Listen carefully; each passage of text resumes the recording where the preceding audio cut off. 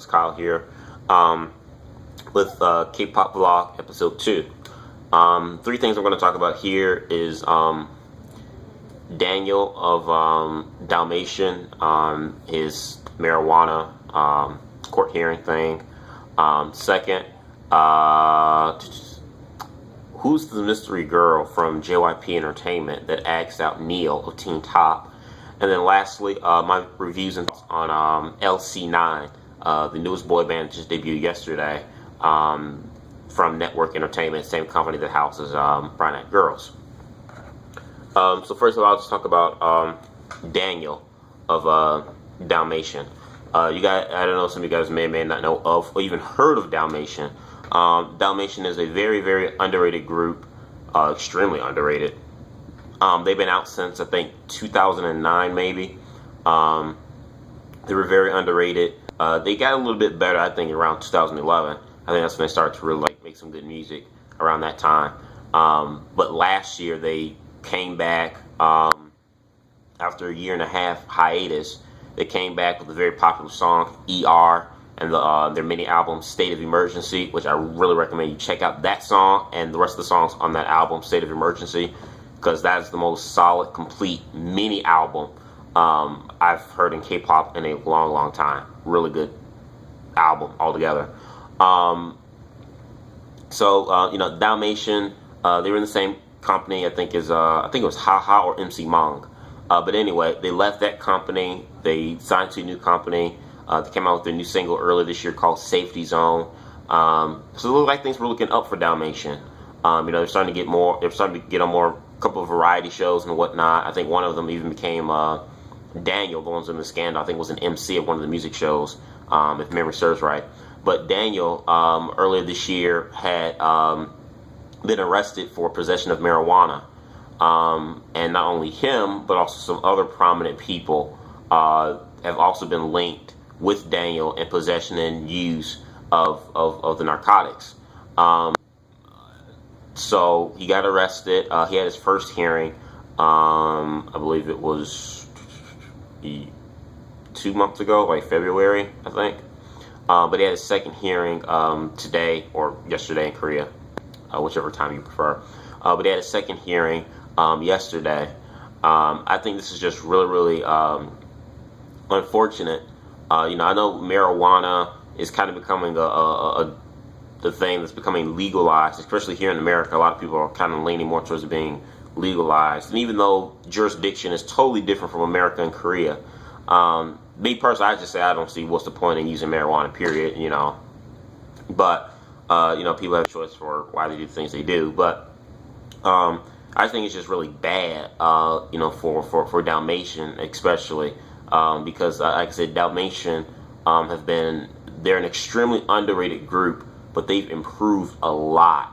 And last year they made a really, really good epic return, and they caught everyone's attention with that song, State of Emergency. And you know, with that, they got into a new company. They left their old company, went to a new company, hoping to get more publicity. And they have been, you know, on variety shows and got, well, I think, a lot more publicity than what they've had when they first came out. And to have Daniel to, you know, have this thing here, I think it not only hurts him, but it hurts the group as a whole. When it's like they're just starting to strive to get some recognition, even if it's just a little bit, but just to get something. This happens. So I hope that this doesn't hurt the group in the long run. I hope it doesn't delay, you know, Daniel from like eliminating him from promoting with the group. You know, so I just think that that's just kind of sad there. Second thing I want to talk about was which girl member from JYP likes Neil of TEENTOP. Andy, who we all know, formed to make the boy band TEENTOP a couple of years ago from his company.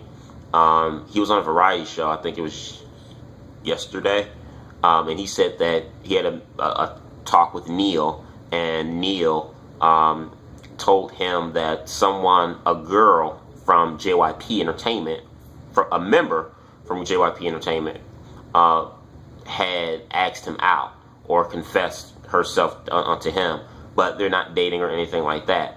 But Andy did say that Neil told him that the girl's name began with the letter S. And so when they said that, that led everyone to believe multiple things. A lot of people brought out Suhi of Wonder Girls, because Suhi did say she was a big fan of Teen Top. That was her favorite current boy band at the moment. But she get that in the bud right away and said no, she's not the girl that confessed to Neil. And she denied that immediately, like on Twitter, like a couple of hours afterwards. Even JYP Entertainment themselves said that no comment. Like when the issue was brought up to them, they're like, no comment. So it's very interesting. So did a little digging around. There are only 3 people who are in JYP Entertainment with that name starts with the letter S, and you know, are in active girl groups. You have Suhi of Wonder Girls, who she says is not her. You have Suzy of Miss A. I'm trying to think of the other girl I'm thinking about. Well, the other lady, she's an actress, she's married. But it narrows it down to 2, since Suhi denied it. So it makes you wonder, who could this girl be? What do you girls think? Use your women's intuition. Who do you think could be the mystery girl that asked out or confessed to Neil of Teen Top? I want to hear your thoughts on that. It may be Suzy. Sorry, Mr. K-pop fan. No, I'm just kidding. But still, I found that kind of interesting. And then the last thing I want to talk about is LC9. LC9, the very first boy band ever to come from Network Entertainment, the same company that houses Bright Eyed Girls. They debuted yesterday with the song Mama Beat. And I gotta say, these guys, I'm liking them. I'm liking them. LC9, abbreviated for League of Competition 9. I don't know where the 9 comes in at when it's 6 members. But the name, I think the name is befitting. It's different. League of Competition. The video itself, I think, is very, very fun. The video, there's a lot of fighting in the video. They just fight. I mean, like no dance, no choreography, which I think kind of hurts a little bit, but they're fighting in the video, which I thought was one, different, something different we hadn't seen before, and 2, it was just fun. It was just a fun video. The little special effects, they're, you know, hitting each other with bricks, and you know, they're punching each other in the face, and you know, like they're destroying the surrounding landscape and property that they're fighting on. It was like watching like Street Fighter. I don't know if you guys may have heard of, you know, Street Fighter, the video game, the animated show.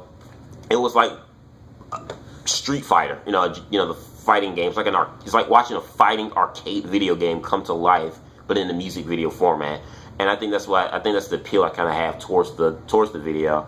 The song itself, it's okay, it's not bad. Kind of makes you wonder, what's the purpose of calling it Mama Beat?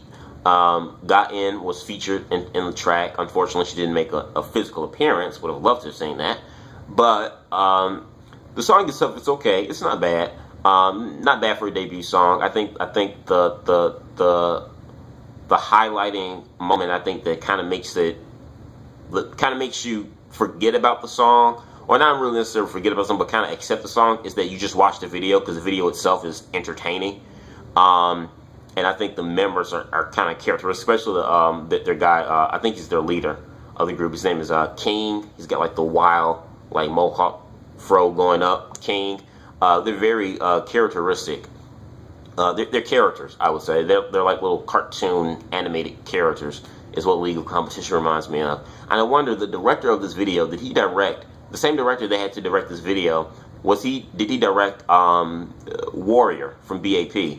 Because some of the shots and angles, and even a little bit of the surrounding area, like the backdrop in certain shots of that video, was very eerily similar to BAP's Warrior.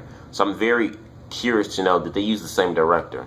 So all in all, an interesting rookie boy band. I'd probably say the only interesting rookie boy band I've seen this year, besides M4M.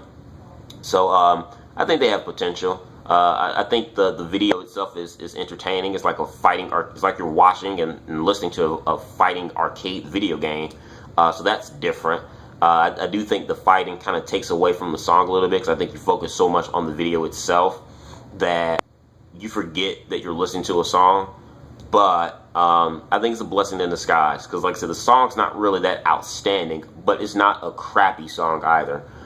It's passable. I'll just say that it's passable. So you guys give me your thoughts on these 3 topics in the box below. Do yourself a favor, like this video, subscribe. Have a good day. Peace.